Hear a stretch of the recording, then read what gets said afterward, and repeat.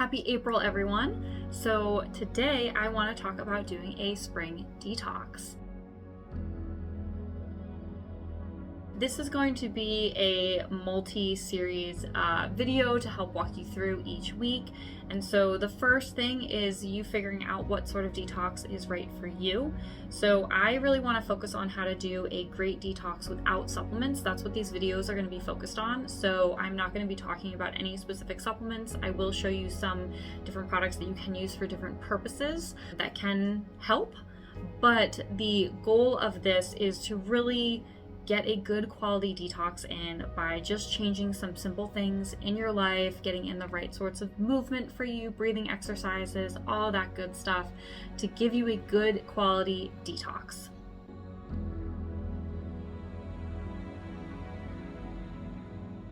So we're looking at improving the processes of elimination. That is what a detox is focused on. We're really focused on eliminating everything that our body does not need in a more efficient manner and anything that we may have been holding on to.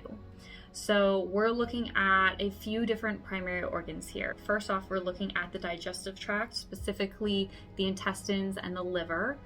We're also looking at the skin. The skin is a main organ of elimination. Underneath the skin, we also have the lymphatic chain. And so the lymphatic chain is responsible for carrying different things through our body, dumping it into the bloodstream, and then from there, the blood will carry it out either through the kidneys or through the intestines. And we also have the kidneys, of course. We are urinating out lots of toxins every day if our kidneys are working correctly. And lastly, we have our lungs that are exposed to everything in the air around us. So for this detox, I want you to think about how long of a detox you want to proceed with. This is really important because it helps set you up for success because now you can plan. So I would recommend doing a 14-day detox at the minimum and upwards of 4 weeks at the maximum. We are going to have some dietary changes with this. Whether or not you choose to use supplements is your choice. But there are some lifestyle changes to this as well. You may already be doing some of these on a normal basis, but otherwise these will be changes. So it is important if you feel like you are not achieving what you want to achieve on the detox to give yourself some space. And if you're running into issues, to reach out to your medical provider to make sure that nothing is going unchecked if you feel like something is going wrong in your body. So while diet is going to be removing a lot of processed foods, sugars, inflammatory foods, and you want to make sure that you're drinking more water than you usually are as well. So taking in a good quality protein supplement can be very, very helpful. Whether or not that protein comes from animal or plant-based, that is totally up to you. When it comes to an animal-based, I would recommend not using a whey or casein product. These do tend to cause some inflammation still in the body. A lot of times people have underlying dairy issues, and just because you don't know about it doesn't mean it's not there. So some sort of collagen or marine collagen animal protein would be recommended. If you're going to use whey, make sure it's 100% grass-fed whey. Otherwise, there are pea and rice protein blends that are great. So one of the main things that you're doing with this detox is hydrating. We need to make sure that everything is flowing through the body. With all systems, we are staying well hydrated. With hydration comes the question of water quality. So if you are using tap water or filtered water, there's a question of, are you being exposed to toxins or are all of your minerals being stripped out of your water? So I do recommend that you use filtered water only during your detox and that you add minerals to your water, or that you're making sure that you are getting in some sort of minerals every day. So you can use something really low dose, like a liquid mineral complex where you just put a few drops to a teaspoon in your water once a day, or you can use something higher dose like a multi-mineral. And that, if you were going to use something higher dose, I do recommend that you just chat with your doctor whether or not you want to have iron in your mineral complex and iodine. These are things that could throw off a few systems in your body if you do or do not need them and you take the opposite. Next, we have digestive support. So you do not need to take a digestive enzyme, but I do recommend that you use something as simple as bitters or bitter herbs that help to stimulate your gastric acid production so that you can break your food down faster. You can also use different complexes that help with digestion, anything from ox bile to betaine HCl to pancreatic enzymes. You really want to use whatever is best for your body and your needs. So if you don't have a gallbladder, ox bile is probably something you would benefit from.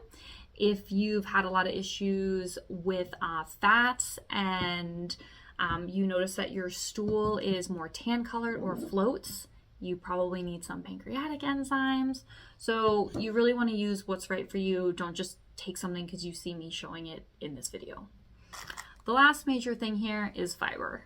So we want to make sure everything's moving through you, moving through the intestines. There are lots of different fiber options out there. There's nice gentle triphala. There's harataki powder, which is a bit more intense. You could use psyllium or flaxseed. Just grind it up in a coffee grinder and that does the trick. Chia seeds, especially if you want to soak them in water overnight.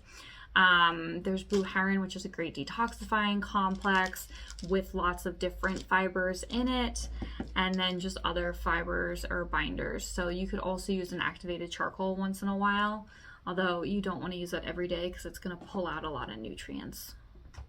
Okay, so we've gone over the main supplements that you can take to help improve your detox.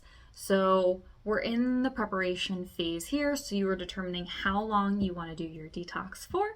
And now we get to talk about diet. So big things, remove all sugars. So anything that is sugary in your household, with the exception of fruit, you want to make sure that it makes its way out of your household before you start this detox, because otherwise it is probably going to be very tempting. You also want to eliminate alcohol during your detox. So if you are someone where if you have alcohol in the house, you are going to drink it, get it out of your house. Let's talk about caffeine. So coffee and tea has a lot of caffeine in it. You need about 2 cups of tea to equal 1 cup of coffee when it comes to caffeine content. So you don't have to give up coffee or caffeine for a detox, but you do want to make sure that you're not becoming overly reliant on it. And this is really because of how important your sleep is to the entire detoxification process, as well as just your daily health. So caffeine blocks adenosine in the brain, which is essentially building up every day as we go through the day. It creates what's called a sleep pressure. You may have noticed this at some point if you've ever fallen asleep on the couch before watching TV, and then you get up and you go into bed and now you can no longer fall asleep. And it's because you've used up your sleep pressure when you fell asleep on the couch, okay? So caffeine blocks the action of adenosine. It blocks it from actually like binding in the receptor in the brain. That doesn't mean that it blocks the accumulation of adenosine though. So when you get depleted in your caffeine, suddenly you have this rebound surge because you have all this adenosine in your brain. So you start to feel really groggy. So what do most of us do? We reach for another cup of caffeine to keep us going. But we're really just inhibiting our body's ability to actually sleep well at night, and we're just perpetuating this negative cycle. So caffeine in the morning only, and limit yourself to 8 ounces, okay? I know some of you, that might be more than what you're currently drinking. Don't drink more than what you are currently drinking, but for those of you drinking more, you want to limit yourself, okay? If you need a little bit more, try to go to something like green tea. It is actually caffeine free, but hopefully we can kind of trick our brains, a little placebo effect with that. The other thing is food. Food is fuel. We want to make sure that we are eating the appropriate foods to serve as fuel for our body, okay? So when you wake up in the morning, before you have coffee, before you have tea, before you have any food, you're gonna drink a glass of water, okay? After you have this glass of water, you can choose what comes next. When it comes to food, I highly recommend that you start with protein, okay? 15 grams of protein on the low end, 25 grams of protein on the high end for you large breakfast people. What time you choose to have breakfast is totally up to you. If you want to do intermittent fasting, 12-12, 14-10 or 16-8. Again, that is up to you. If you are someone trying to lose weight on a detox as well, which is not really the goal in this scenario, but if that is your personal goal, intermittent fasting can be extremely helpful. Minimum of 12-12, which means 12 hours of no food. You can't have any food during this 12-hour time, and 12 hours of eating. That's where the 14 and 16 are the hours of no food versus 10 and 8 are the hours where you can eat food. You batch them all together. In those hours of no food, that does not include water. You do want to be consuming water. And also, if you're doing a fast, you want to make sure that you're getting in minerals and electrolytes. So if you are going 14 or 16 hours in that intermittent fasting, make sure that your water has some minerals or electrolytes in it. It will greatly, greatly help improve how your body is responding to that intermittent fasting. Let's go over a few specific diet types that you can follow along with for the duration of this cleanse. They all range in length as well as in intensity, but they will all have a great cleansing effect for the body. The first one I am just calling Keep It Simple. This is going to be great for anyone who has a really busy or maybe even feeling chaotic life. It is really just eliminating the core inflammatory foods. You can do this for 2 weeks. You could do this for 4 weeks. If you frequently feel highly inflamed, I encourage you to follow along the anti-inflammatory dietary changes for this cleanse. This is not going to be as intense or long as a true anti-inflammatory diet.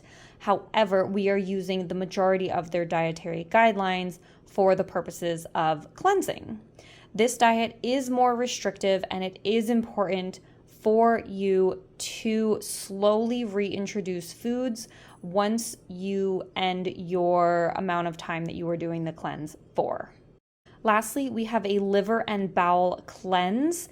This cleanse is going to be the most restrictive of the three. However, it is also the shortest in length. It is really only 12 days long, 14 days if you count slowly adding back in nuts and beans at the end.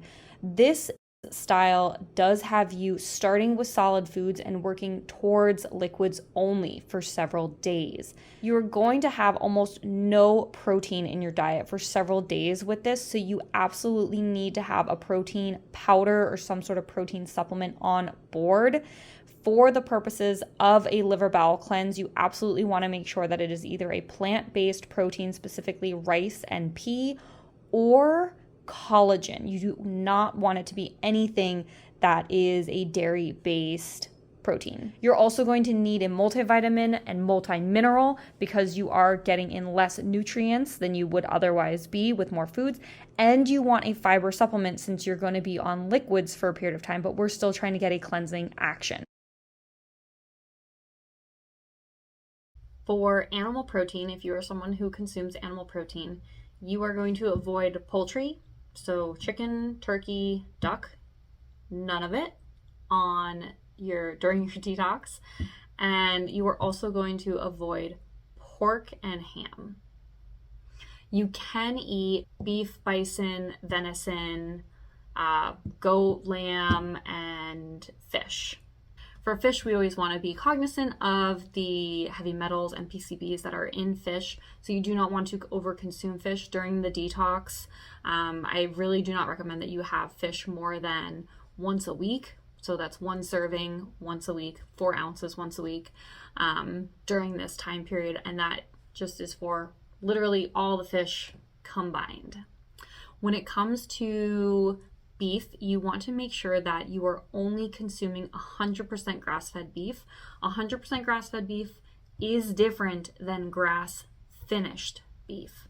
Grass-finished means they were literally just allowed to graze on grass for the last day or two of their life. For the rest of the time, they have been eating corn and grain and all the things that are unnatural. So it really does not actually change the inflammatory nature of the beef that you are consuming. 100% grass-fed beef does contain omega-3s and it is more anti-inflammatory.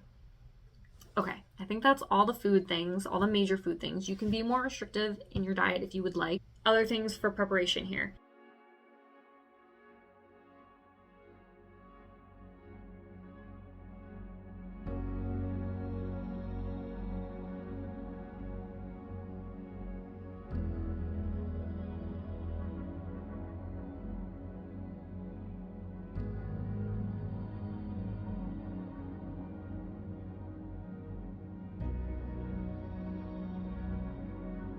All right, so a few of the things that we're going to do every day to help promote elimination, no supplements involved in this. So the first thing, when you wake up, you're gonna have that 8-ounce glass of water before anything else. Then have a glass of warm or hot water with some fresh lemon squeezed into it. So that water should taste slightly lemony to you and have a little bit of a zest to it. This is going to help prep our digestion for food, but it's also very tonifying for the nervous system. And it helps to start peristalsis, which is the movement through our intestines. After this, coffee or tea as you would like, and your food. So starting off with food, that breakfast, you're gonna have some good protein. Ideally, you're gonna have some good fiber. So with dry skin brushing, you're gonna use a natural bristled brush like this.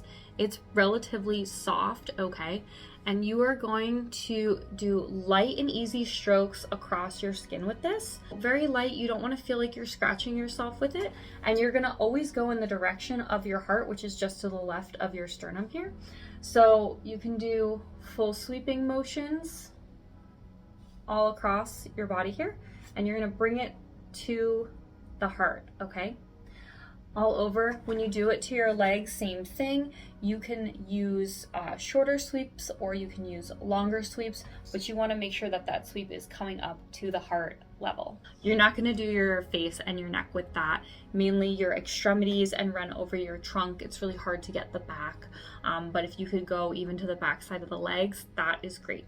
With that, we're looking to help move the lymph. So we are helping to gently encourage lymphatic flow. You need to do it on dry skin for it to really be more effective. You can do it in a sauna, but you don't want to do it after you shower. You want to do it before you shower. Which brings me to showering. When you end your shower, you are going to end on cold water. It might take a little bit of a buildup to do this. You might need to use cool water, but your goal is to get to cold water. And so you can do alternating hot and cold in the shower a few times, so long as you end with cold. Otherwise, just end your showers with cold water. Ideally, at least 15 seconds under that cold water. You can totally target that cold water so that it's hitting the area of the adrenal glands. You can aim it so that it's hitting the lungs. If you're focusing on breathing, you can do standing cat-cows in the shower. You can do a few different things to kind of make it easier, focus on something else versus the fact that you're standing under cold water. 15 seconds at minimum. If you can go 30 seconds under the cold water, that is great. I do not recommend standing under it for more than 1 minute. So we are going to get this pumping action. That's going to pump the blood and it's going to pump the lymph with it, since the lymphatic chains run parallel to blood vessels. Breathing. We want to help our lungs. So we spend so much time really just not mindfully breathing. We're not thinking about what we're doing. It's just part of our life. We have to all the time. So you really want to set some time aside every day to breathe intentionally. And so you can do a few different types of breathing exercises. You can follow along some yoga breathing videos for this. You can do box breathing or alternate nostril breathing. I am partial to alternate nostril breathing. This is helping to balance negative and positive ions. Cities and areas with pollution have a lot of positive ions versus going out into nature, you get more negative ions. Negative ions are more helpful for the parasympathetic nervous system, so for helping to calm the nervous system down and create more of that balancing feel. So box breathing follows this pattern of a box. So you're going to breathe in for however many seconds you want to do this for. 4 to 8 is generally recommended. And then you're going to hold in for that amount of seconds. You're going to breathe out for that amount of seconds, and then you're going to hold it out for that amount of seconds, and then breathe back in again. And so that's how you create the box. So for alternate nostril breathing, it doesn't matter what fingers you use for this. I don't know why there's so many videos out there that are very specific on it. I could be wrong. If you know that there's a specific reason you're supposed to use certain fingers when you're holding your nostrils, please put it in the comment below. I'd love to know. But essentially you're breathing in through one nostril,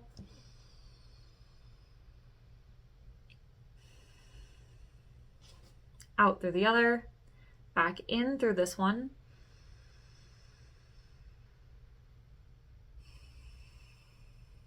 and out.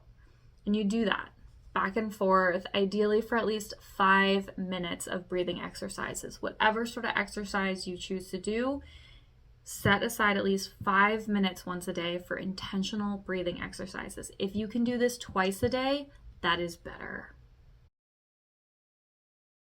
You must sleep. If you are not sleeping, you are not healing. If you undervalue sleep or feel like it is not necessary, there's too many things to do in your day, you should read the book Why We Sleep by Matthew Walker. Great book. Good read. Lots of reasons for you to sleep. So ideally you are getting in 7 to 9 hours of sleep a night during your detox. I recommend really trying to push that to get between 8 and 9 hours of sleep a night. For even 7 hours of sleep a night, you want to be in bed for 8 hours, because for most people, it's going to take you a little while to fall asleep, or you might wake up a time or two at night. So to really actually try to get in 7 hours, you need to be in bed for about 8 hours. Okay. So you're going to pay attention to your sleep during this detox too, because if you need sleep support, super, super important for you to go and speak to your physician about this during your detox or after, whenever you have time, sooner rather than later. So that is basically it with sleep. It's very basic. You just want to make sure that you have that time. But now we are going to go quickly to sleep hygiene. So sleep hygiene, 2 hours before bed, no screen time. If you're intermittent fasting, you've kind of got your food schedule down with that, but otherwise no food 2 hours before bed. You want to make sure that you have blackout curtains to block the light, block the sunlight, and make sure that there is nothing in the bedroom that is emitting light. I'm gonna see circles for a while after having my ring light on for so long. For those of you with more resources like infrared sauna or the ability to do ice baths, those are excellent, excellent tools to have for a detox. So if you have an infrared sauna, between 15 and 25 minutes, 3 to 5 times a week is a great amount of time to use the sauna for. Do not stay in the sauna for longer than 30 minutes. For an ice bath, if you are not already doing ice baths, you want to slowly work your way up in ice baths. You do not have to do this, but if you have the resources to do it and you are willing to do it, I strongly encourage you to do it. Otherwise, the ending your showers on cold are really meant to help with the lymphatic and the blood flow that we're otherwise getting from the ice bath. The ice bath is just more powerful. You're also going to get more of an immune boost from doing an ice bath. So for an ice bath, if you are just starting off, 1 to 2 minutes in that ice bath and you immediately want to go into something warm afterwards. Again, just like with the shower though, you don't want to go into the sauna afterwards because you want to end on cold. So essentially you either want to then jump into the shower where you are in warm water and then still end with cold, or put on clean, dry clothing and just throw on an extra layer to bundle you up a little bit.